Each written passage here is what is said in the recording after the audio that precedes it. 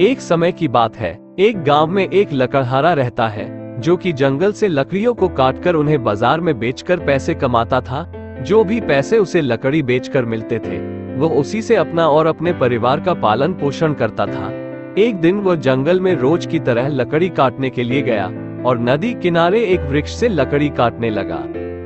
अचानक उसके हाथ से कुल्हाड़ी छूटकर नदी में गिर गई।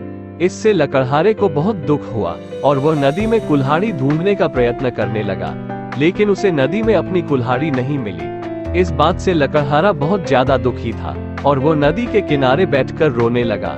जब वह नदी किनारे रो रहा था तो लकड़हारे की आवाज सुनकर नदी से भगवान प्रकट हुए। भगवान जी ने लकड़हारे से पूछा कि तुम क्यों रो रहे हो। इस पर लकड़हारे ने शुरू से अंत की पूरी कहानी भगवान को सुनाई।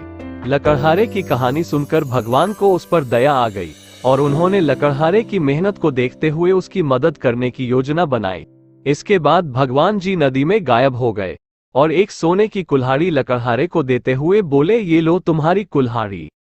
सोने की कुल्हाड़ी देखकर लकड़हारे बोले कि हे भगवान, ये कुल्हाड़ी मेरी नहीं है। इस बात को सुनकर भगवान फिर से नदी में गायब हो गए और इस बार एक चांदी की कुल्हाड़ी लकड़हारे को देते हुए बोले, ये लोग तुम्हारी कुल्हाड़ी। इस बार भी लकड़हारे ने यही कहा कि यह कुल्हाड़ी भी मेरी नहीं है और मुझे सिर्फ मेरी कुल्हाड़ी चाहिए।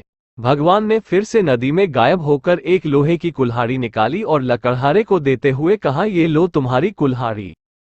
इस बार लकड़हारे के चेहरे पर मुस्कान थी क्योंकि ये कुल्हाड़ी लकड़हारे की थी। उसने कहा, ये मेरी कुल्हाड़ी है।